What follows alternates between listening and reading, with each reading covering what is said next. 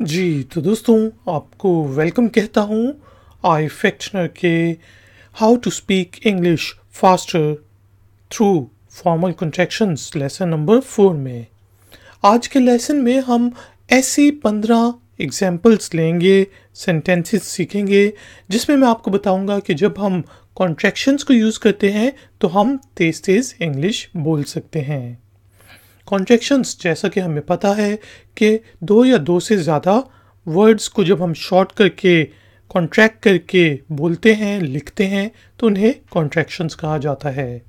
और formal contractions जो हैं फॉर्मल इंग्लिश स्पीकिंग और राइटिंग का पार्ट होते हैं। तो शुरू करते हैं जी अपना आज का वीडियो ट्यूटोरियल। आज की पहली एग्जाम्पल हमारे पास है, उसने तुम्हें कॉल की थी। इंग्लिश में शी हैड कॉल्ड यू। और इसी चीज़ को शॉर्ट करके कहना हो तो हम कहेंगे शीड कॉल्ड यू। तो शी हैड को शॉर्ट करके हमने कर दिया शीड। शी हैड कॉल्ड यू और शीड कॉल्ड यू। उसने तुम्हें कॉल नहीं की थी। She had not called you। Short करके she hadn't called you। तो आपने देखा कि had not को शॉर्ट करके हमने कर दिया hadn't। she had not called you, she hadn't called you। अगर आपने उसकी मदद ना की होती तो उसने एग्जाम पास नहीं किया होता। इंग्लिश में normal pace then she would not have passed the exam। इसी चीज को हमने फास्ट बोलना है तो हम कहेंगे if you hadn't helped her then she wouldn't have passed the exam। तो आपने देखा कि हमने had not को शॉर्ट करके कहा hadn't और would not को शॉर्ट करके हमने लिखा और कहा wouldn't। if you had not helped her then she would not have passed the exam। If you hadn't helped her, then she wouldn't have passed the exam। अगर मैं नहीं गया होता तो उसने रात का खाना पकाया होता। यानी कि मैं वहां से ना गया होता, वहां से मैंने ना छोड़ा होता। इंग्लिश में if I had not left, then she would have cooked the dinner। इसी चीज़ को हमने शॉर्ट करके कहना है तो हम कहेंगे if I hadn't left then she would have cooked the dinner. तो आपने देखा कि हैड नॉट तो हम डिस्कस कर चुके हैं, उसको हैडंट लिखेंगे और पढ़ेंगे। और यहाँ पे वुड हैव को शॉर्ट करके हमने कहा would have. If I had not left then she would have cooked the dinner. If I hadn't left then she would have cooked the dinner. Would have को शॉर्ट करके would have. वो बात करेगी। ठीक है जी, वो बात करेगी। इंग्लिश में हम कहेंगे शी विल टॉक और इसी चीज को शॉर्ट करके हम कहेंगे शील टॉक। तो शी विल को शॉर्ट करके हमने कहा शील। शी विल टॉक, शील टॉक। एक और एग्जांपल लेते हैं, वो भाग रही होगी।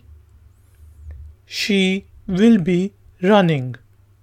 इसी चीज को शॉर्ट करके कहना है तो हम कहेंगे शील बी रनिंग। तो आपने देखा शी विल को शॉर्ट करके हमने कहा she'll. She will be running, she'll be running. Next sentence जी, वो अच्छी है। She is good. शॉर्ट करके शी इज गुड। तो आपने देखा शी इज को शॉर्ट करके हमने कहा शीज। She is good, she is good. और इसी तरह शी हैज को भी हम शॉर्ट करके शीज लिखते हैं और पढ़ते हैं और बोलते हैं। तो आपने देखना होता है, खुद ही अंदाज़ा लगाना होता है कि यहाँ पे शी इज गुड का मतलब यहाँ पे इज आना चाहिए या हैज। तो शी हैज गुड तो नहीं हो सकता ना, गुड्स हो सकता है, गुड्स जो होते हैं सामान, लेकिन यहां से हमने सेंटेंस से अंदाजा लगाना खुद होता है। तो दूसरा सेंटेंस हमारे पास है जी, उसके पास बिल्ली है, she has a cat.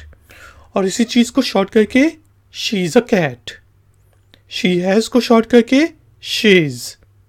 She has a cat, she is a cat. वो नहीं आ रही है, she is not coming. Short form में शी इजेंट कमिंग, तो इज नॉट की फॉर्मल कॉन्ट्रैक्शन क्या है? Isn't. She is not coming, she isn't coming. मुझे एग्जाम पास करना चाहिए था, I should have passed the exam. Formal contraction use करते हुए हम कहेंगे I should have passed the exam. तो शुड हैव को शॉर्ट करके हमने कर दिया should have. I should have passed the exam, I should have passed the exam. आपको एग्जाम्स में नकल नहीं करनी चाहिए। नॉर्मल इंग्लिश में you should not cheat in the exams. Fast English में you shouldn't cheat in the exams. तो should not को शॉर्ट करके हमने कर दिया शुडंट। शुड नॉट की फॉर्मल कॉन्ट्रैक्शन है shouldn't. You should not cheat in the exams, you shouldn't cheat in the exams. आपको एग्जाम्स में नकल नहीं करनी चाहिए थी, ये हम डिस्कस कर चुके हैं। नेक्स्ट सेंटेंस हमारे पास है, किसी ने पुलिस को कॉल कर दी होगी। somebody would have called the police, इसीलिए पुलिस आ गई। इस चीज को हमने फास्ट करके बोलना है तो हम कहेंगे somebody would have called the police। तो would have को हमने शॉर्ट करके कहा would have। somebody would have called the police, shorter form, faster form, somebody would have called the police। किसी ने नहीं खाया होगा, यार खाना बच गया है, शायद किसी ने नहीं खाया होगा। somebody would not have eaten। somebody would have not eaten को फास्ट करके हमने बोलना है तो हम कहेंगे somebody wouldn't have eaten। तो would not have को शॉर्ट करके हमने कर दिया wouldn't have। somebody would not have eaten, somebody wouldn't have eaten। कोई मुझे बुला रहा है, somebody is calling me, short करके somebody is calling me। तो somebody is को फास्ट करके शॉर्ट करके कॉन्ट्रैक्टेड फॉर्म में हमने कहा somebody's। somebody is calling me, somebody is calling me। किसी ने मुझे मारा था, इंग्लिश में someone had beaten me। कोई मुझे मार चुका था, जब तुम आए तो कोई मुझे मार चुका था। और इसी चीज को शॉर्ट करके हम कहेंगे someone beaten me। तो someone had beaten me को शॉर्ट करके हमने कहा someone beaten me। someone had की शॉर्ट फॉर्म है someone। इसी तरह हम कह सकते हैं कोई आपको कॉल करेगा, someone would call you। तो इसकी भी शॉर्ट फॉर्म someone ही है, someone call you। और वही आपने अंदाजा लगाना होता है कि यहाँ पे someone जो है वो हैड के लिए यूज हुआ है डी यहाँ पे, या वुड के लिए यूज हुआ है। अब देखिए ऊपर की एग्जाम्पल में बीटन थर्ड फॉर्म है, बीट बीट बीटन, ठीक है जी। और कॉल जो है वो फर्स्ट फॉर्म है, तो इससे हम अंदाजा लगा लेते हैं कि वर्ब की कौन सी फॉर्म यूज हो रही है। तो वहां पे वुड आएगा या फिर हैड आएगा। Someone would call you, someone call you. अगर हम इसको इस तरह कहते हैं someone called you, तो इसका मतलब था कि यहाँ पे someone had called you आया होगा। तो देखा आपने कि someone had और someone would की कॉन्ट्रैक्टेड फॉर्म होती है someone। और आज का आखिरी सेंटेंस हमारे पास है जी, कोई एक नहीं आया था, ठीक है जी। और इसी चीज को हम फॉर्मल इंग्लिश में नॉर्मल इंग्लिश में कहेंगे someone had not come, come came come। Faster form में कहेंगे someone hadn't come, तो had not को शॉर्ट करके हमने कर दिया hadn't.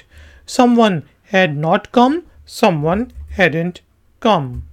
तो दोस्तों थैंक यू वेरी मच कि आपने मुझे इस वीडियो ट्यूटोरियल में ज्वाइन किया. प्लीज़ वीडियो को लाइक ज़रूर करें, शेयर ज़रूर करें, और अगर आप नए हैं तो चैनल को सब्सक्राइब ज़रूर करें और बेल आइकॉन को भी प्रेस कर दें. आपका कोई भी क्वेश्चन है, कोई भी कमेंट है तो नीचे दिए गए कमेंट्स बॉक्स में ज़रूर पोस्ट करें. मैं आपसे मिलूँगा एक और नए ट्यूटोरियल में. Until then, take care, keep learning, keep enjoying. Good day.